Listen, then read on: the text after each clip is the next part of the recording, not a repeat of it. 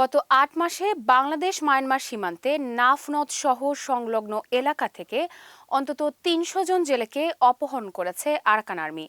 এর মধ্যে চলতি বছরের মার্চ মাস থেকে ২৩ আগস্ট পর্যন্ত অপহৃত হন ২০০ জন।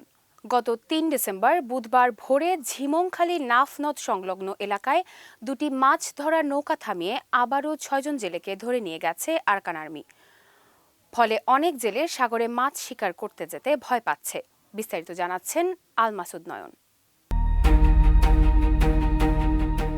কক্সবাজারের টেকনাফ এলাকার নাফ নদ থেকে আবারও ৬ জন জেলেকে ধরে নিয়ে গেছে মায়ানমারের সশস্ত্র সংগঠন আরাকান আর্মি।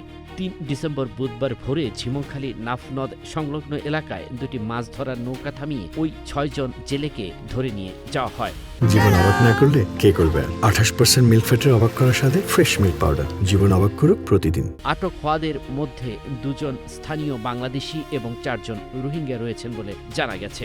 ৫ ডিসেম্বর শুক্রবার দুপুর ২টায় ওয়াইকং ইউনিয়নের ইউপি সদস্য সিরাজুল মোস্তফা লালু বিষয়টি নিশ্চিত করে বলেন, ঝিমংখালী পয়েন্টে মাছ ধরার সময় ২ নৌকার ৬ জনকে তুলে নিয়ে গেছে আরাকান আর্মি।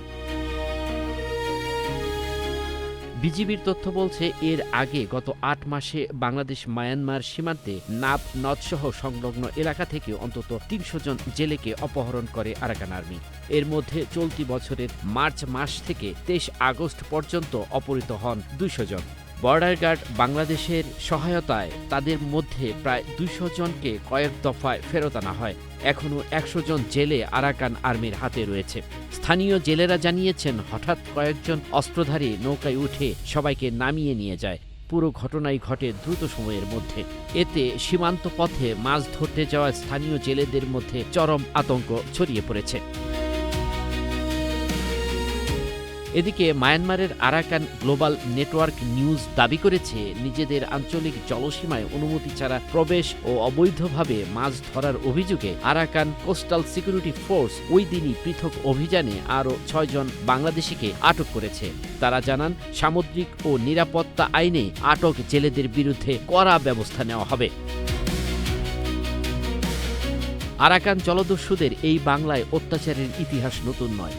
বেশ কদিন থেকেই কক্সবাজার সেন্ট মার্টিনের নিকটতম সমুদ্র উপকূল থেকে বাংলাদেশি জেলেদের ধরে নিয়ে যাচ্ছে আরাকান আর্মি। পঞ্চদশ শতাব্দীতে আরাকান থেকে আসা মগ জলদস্যুদের অত্যাচারের ইতিহাস থেকেই মগের মুল্লুক বাগধারাটি এসেছিল। সেই আরাকান জলদস্যুদের পুরনো অত্যাচার আবারও এই দেশে শুরু হয়েছে। এই আরাকান জলদস্যুদের অত্যাচার নিরসনে কি পদক্ষেপ নেয় সরকার, সেটি এখন দেখার বিষয়। আল মাসুদ নয়ন, নাগরিক প্রতিদিন।